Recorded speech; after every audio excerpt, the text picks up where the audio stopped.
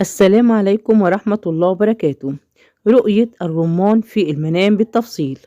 الرمان الحلو في المنام أفضل من الرمان الحامض، والرمان في الحلم قد يدل على المال وقد يدل على البلدة العامرة، كما تدل حبات الرمان في الحلم على الأولاد.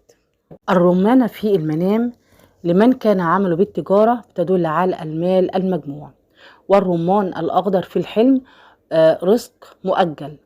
أما الرمان الأحمر الناضج في الرؤية فبترمز للرزق العاجل المبارك، والرمان الصغير مال قليل والكبير مال وفير. أكل الرمان الحلو في المنام خير من الحامض. أكل الرمان الحلو في المنام مال مع السرور، أما الرمان الحامض في المنام فمال قليل مؤجل مع الهم والتعب. كل فرط الرمان في المنام على إحصاء الأموال وجمعها، إن لم يهدر صاحب الحلم حبوب الرمان ولم يأكلها. ومن رأى أنه يفرط حبوب الرمان في المنام ويأكل منها فهو ينفق على نفسه وأهله من أرباحه وحر ماله.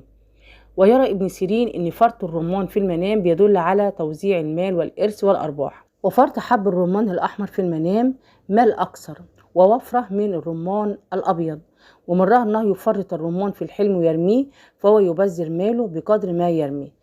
أما حلم فرط الرمان ووضعه في الجيب فبيدل على حفظ المال لحين الحاجة. من رأى أنه يعد حبات الرمان في الحلم ويحصيها فذلك بيدل على عدد التسبيح والاستغفار. وقيل إحصاء وعد حبوب الرمان في المنام بيرمز إلى عد المال. شرب عصير الرمان في المنام بيدل على إنفاق صاحب الحلم على نفسه واستمتاعه من حر ماله. من رأى أنه يشرب عصير الرمان الحلو في المنام قد يستفيد من مال زوجته أو أمه. أما شرب عصير الرمان الحامض في الحلم بيدل على مال فيه مشقة وتعب. شرب عصير الرمان المر بيرمز لخيبة الأمل. طب يرمز عصر الرمان في الحلم لأخذ الفائدة الخالصة من أمر مبارك قد يكون علم أو زواج أو تجارة. عصير الرمان الأبيض في المنام بيدل على الجهد بلا فائدة. أما عصر الرمان الأحمر في الرؤية بيدل على فائدة سهلة المنال. أما عصر الرمان باليد في الحلم بيدل على ثمار الجهد والتعب. أما عصر الرمان بالأقدام في المنام بيدل على قسوة الرائي مع أهل بيته. وقيل حلم عصر الرمان بالعصارة رمز لسهولة العيش ورغده. سكب عصير الرمان على الأرض في المنام بيرمز لضياع المال أو الجهد. أما من رأى أنه يستحم بعصير الرمان فهو يتنعم بماله ويستمتع بأهله. صناعة دبس الرمان في الحلم بيدل على الترقية في العمل أو الوظيفة والحصول على الخبرة. أكل دبس الرمان في المنام شفاء للمريض ورزق يدوم. يرمز دبس الرمان الحامض في المنام على التعب والهم مع العمل لكنه يكون للخير. أما دبس الرمان الحلو في المنام قد يدل على تحقيق غاية كبيرة بعد طول انتظار. طيب هنقول هنا بقى ان شجرة الرمان في المنام بتدل على رجل يوازن بين دينه ودنياه. أما شوك الرمان في الحلم بيدل على المنع من المعصية. أما رؤية قطع شجرة الرمان في المنام بتدل على قطع الرحم. زراعة شجرة رمان في الحلم بترمز لولد صالح أو عمل في خير للناس ويدوم. شجرة الرمان في البيت بتدل على سمعة طيبة لنساء البيت. قطف رمانة من الشجرة في الحلم يدل على الزواج للرجل الأعزب وعلى تحصيل الربح أو النتائج المحمودة عموما. من رأى أنه يقطف رمانة حمراء في الحلم فهي رزق حلال مبارك.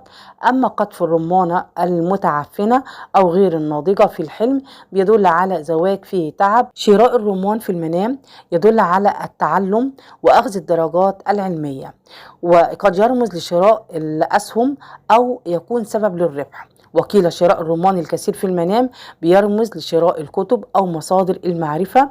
أما شراء رمانة واحدة فهي زوجة أو محل أو دكان أو مشروع رابح. بيع الرمان في الحلم قد يدل على استبدال الزوجة الصالحة بالفاسدة.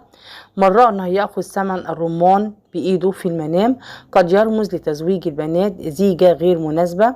كما بيدل بيع الرمان في المنام على فض الشراكة وانقطاع الربح منها. تأشير الرمان في المنام بيدل على كسر الوديعة أو إخراج المال. وقيل إن تأشير الرمان في المنام بيرمز إلى معرفة الأسرار والأمور المخفية عن صاحب الحلم. من رأى أنه يكسر الرمانة بإيده ويكشرها بأسنانه فهو مال صعب المنال. أما تكشير الرمان بالسكين في الحلم بيدل على أخذ مال أو خير بالقوة. وأكل قشور الرمان في المنام فيه شفاء للمريض. ده كان تفسيرنا النهاردة، والسلام عليكم ورحمة الله وبركاته.